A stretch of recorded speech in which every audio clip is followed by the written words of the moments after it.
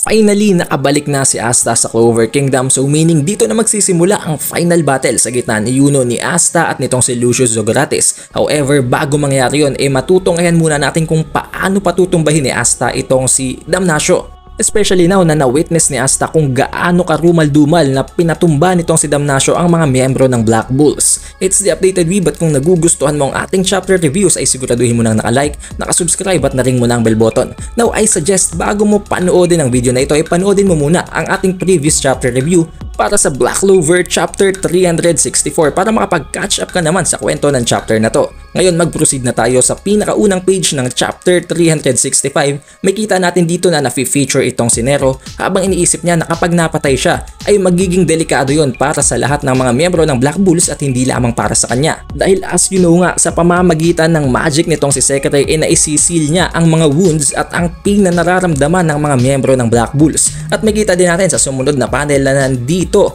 itong si Gotche at itong si Gray. May kita natin dito na hindi katulad ng tinamong damage nitong si Gray, napakalala ng tinamo nitong si Gotche. Naputol ang kanyang kaliwang kamay and it's as if putol na rin nga ang kanyang katawan. Pero nabanggit nga dito ni Sekirei na kahit papaano inaisisil naman niya ang mga wounds ng kanyang mga kasamahan, so maaring buhay pa itong si Gotche and maaring mamatay lamang siya kung sakaling mapatay na itong si Sekirei dahil wala nang magsisil ng sugat niya. And I just want to give an emphasis na dahil na nga sa bagay na ito, magiging sentro ng chapter na ito itong si Sekirei. Now since they are in a very dire moment na talagang nagigipit na ang buong Black Bulls, nagsimula lang mag-transform itong si Charmy sa kanyang dwarf na version. May kita natin na nandito at lumabas na ang kanyang sariling wolf or ang tinatawag nating parabang lobo na kumakain ng mana at ng magic ng kanyang mga kalaban. Kumaalat na rin ang parabang seals na nagtatago dito. Sa sobrang laki at lawak ay halos mabalutan na ang buong battlefield. Dito ay nagsimula ng gamitin pa ng natitira pang mga miyembro ng Black Bulls ang lahat ng natitira nilang mga alas, kasama na si Nacht, itong si Magna at maging si Locke, habang winawarningan nitong si Captain Nacht na layuan daw nitong si Sekirei, itong si Gordon at itong si Henry. Hindi natin alam kung anong rason, pero kung papansinin natin sa sumunod pang mga panels, it's as if pinagalo-halo nila nitong si Charmy, nitong si Gordon at nitong si Henry ang lahat ng kanilang mga magic para higupin ang lahat ng magics na tinututok sa kanila ng Armies of Angels. Habang hinihigop ni Charmy ang lahat ng mga magic na yon, ibinabalik din niya yon sa pamamagitan ng mga atake na nilo-launch sa pamamagitan ng kanyang mga kamao. Dahil dito ay napatumba niya ang dalawang pinakamalapit na angels dito kay Damnatio na nagsisilbing parabang ang vanguard nitong si Damnatio, and dahil doon ay nagkaroon ng opening. Hindi pa doon nakontento ang Black Bulls at binigyan pa ni Nacht ng additional support ang wolf nitong si Charmy sa pamamagitan ng paggamit niya ng Devil Union Mode Canus Ex Equus. Nang dahil dito nagmukhang parabang Cerberus ang tatlong wolf na ito na kung saan ay merong white na wolf sa gitna. Nang dahil sa combination of attacks na yon nagkaroon ng parabang chance na mag-close in ang Black Bulls papunta dito kay Damnatio. Itong si Damnatio naman kahit na patuloy pa rin ang pag-despise sa kanila, in-acknowledge niya ang mga ito na napakagaling daw nila sa pag-stall ng time.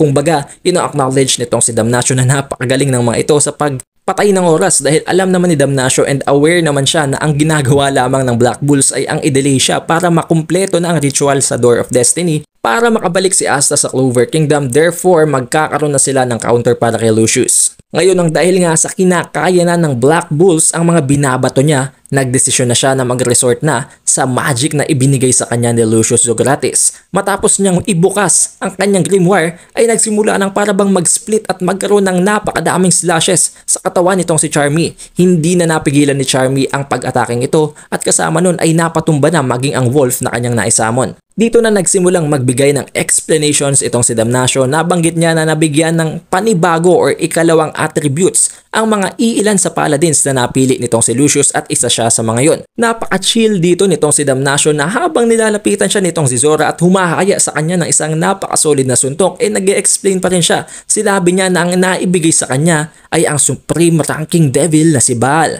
Habang tulad ni Charmy unti-unti ding parabang nagsisplit, nagtitwist at kung anumang bagay ang nangyayari sa katawan ni Zora na nangangalat na ang kanyang dugo at napipigilan ang kanyang movement. Wala pala itong iba kung hindi ang atmosphere magic. Kung iisipin nyo, kung ikaw ang nakakapag-control at nakakapag-manipulate ng atmosphere, gaano na lamang ka-invincible ang magic na yon.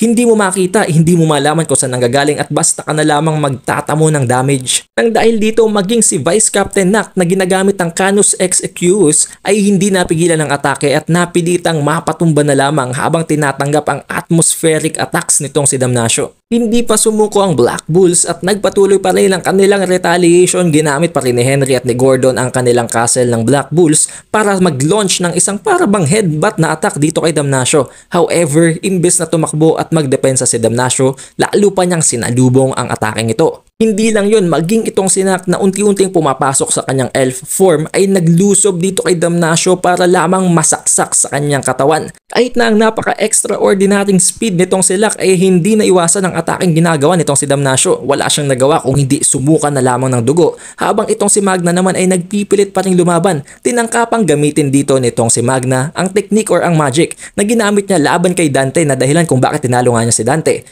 Ang Soul Chain Deathmatch. However, bago pa man lamang ito makarating sa range nitong si Damnatio ay agad niya itong na-deflect. Just imagine, paano kung tinamaan itong si Magna itong si Damnatio? Kakayanin niya bang talunin itong si Damnatio? I don't think so dahil hindi naman niya makita ang atmospheric attacks na gagawin ni Damnatio kahit sabihin natin malakas pa rin siya. Kung magpapatuloy ang pag-spam nun sa katawan nitong si Magna, kahit pasabihin natin pareho sila ng level and amount ng mana, hindi niya yung kakayanin dahil wala naman siyang kahit na anong magic na magbibigay sa kanya ng restoration. So I guess that was a very futile attempt. Pero that happened, nagpatuloy ang pag-retaliate, ang pagpalag at ang paglaban ng Black Bulls dito kay Damnatio despite having the very huge disadvantage. Hanggang dumating sa point na narating na nitong si Damnatio ang pinakalugar kung saan ay sinasagawa nila ang Door of Destiny ritual. Makita natin dito na agad umaksyon itong si Vanessa para mapigilan itong si Damnatio but to no avail na apatumba din itong si Vanessa ng napakasimple and napaka-effortless. Si Secretary naman wala nang magawa kung hindi ang ipagpatuloy na lamang ang kanyang sealing magic para masuportahan ang kanyang mga kasamahan,